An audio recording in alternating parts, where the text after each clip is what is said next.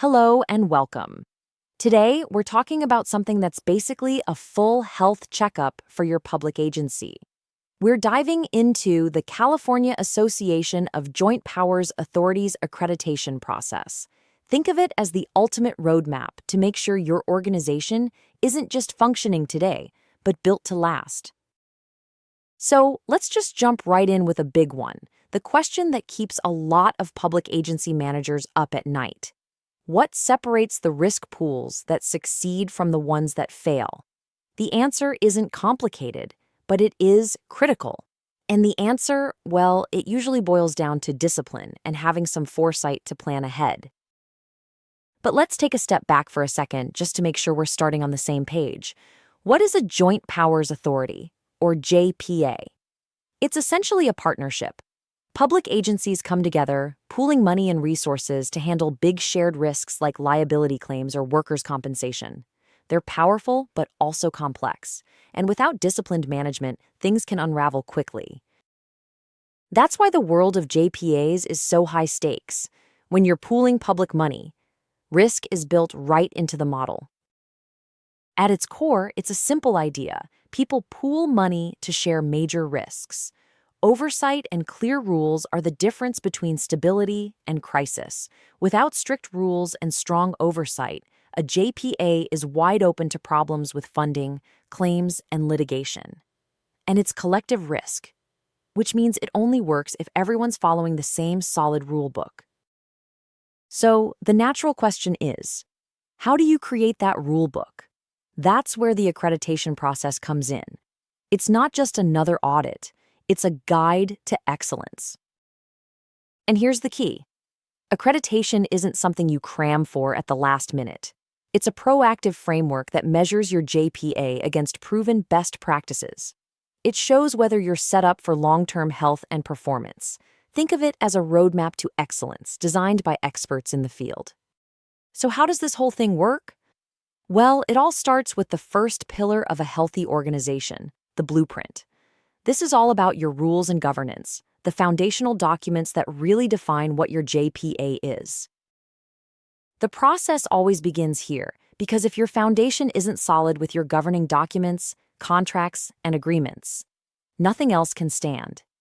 A strong JPA is always built on clear, consistent, and legally sound agreements. So, what does that look like in practice? Well, for starters, it means you have signed agreements from every single member. No exceptions. It means rights and responsibilities are clearly spelled out. There's a designated treasurer and auditor. It also means you've got rules in place for members leaving or even dissolving the pool. And of course, the right filings with the state. These are the guardrails that keep everything on the road. Okay, next up, let's talk about the safety nets, which is all about managing risk. This is the second pillar, and it focuses on how a healthy JPA proactively handles its exposures through smart claims management and loss control.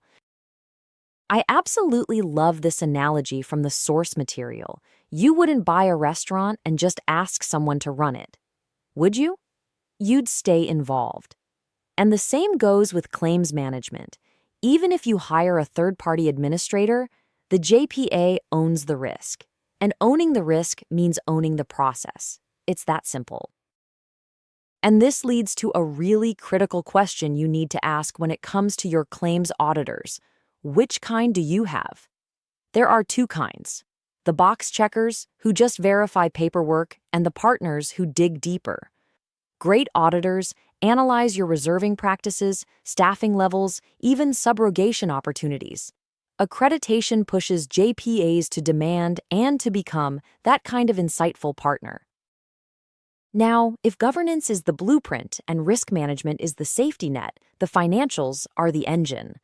This is arguably the most important pillar of them all, and what powers long-term stability.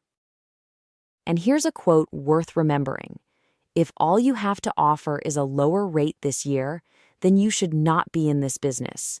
This is a fundamental shift. Success isn't about being the cheapest today. It's about building financial discipline that sustains the pool for decades. And history shows why this matters. We've seen a JPA tie up funds in 30-year treasuries, and seen another who had nearly all its bonds with Lehman Brothers right before the collapse. Both choices looked legal, but neither was prudent. That's why accreditation pushes JPAs to ask, just because you can, does that mean you should? A strong, written investment policy isn't optional. It's essential.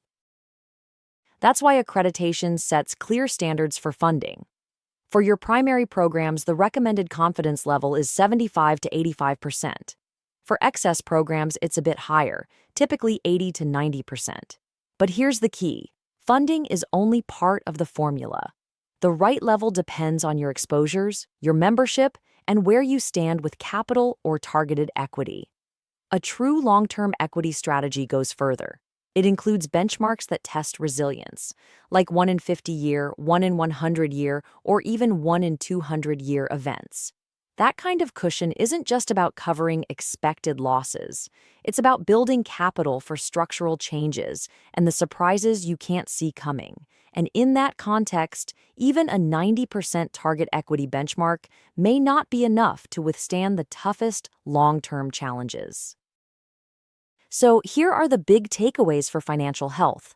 First, set rates based on data and long-term needs, not just what the competition is doing. Second, establish capital benchmarks that align with your forever pool strategy. Third, really understand the assumptions behind your numbers, especially when discounting claims. And finally, plan ahead for long-term risks like social inflation and changes in the law. Okay, this all brings us to our final section, which is really the ultimate goal: building a forever pool. One really neat benefit we've noticed is JPAs that go through accreditation often discover unexpected benefits. The review gives you an inexpensive professional appraisal of operations. The questions that consultants ask end up sparking real positive change. Also, having that peer review gives leaders the backup they need to make tough but necessary changes. And slowly, you shift away from a risky, pay-as-you-go mindset towards something far more stable. And that's the real win. Accreditation isn't about passing an audit or checking a box. It's about creating a forever pool. Resilient, disciplined, and ready for whatever the future brings. So we'll leave you with this one final thought. Your JPA is absolutely vital.